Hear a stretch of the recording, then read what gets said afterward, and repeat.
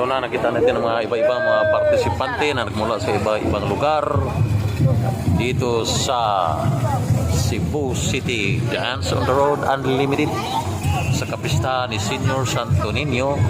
461 years bagong kasaysayan sa Cebu City, the Queen City of the South. Viva Pitsinyo!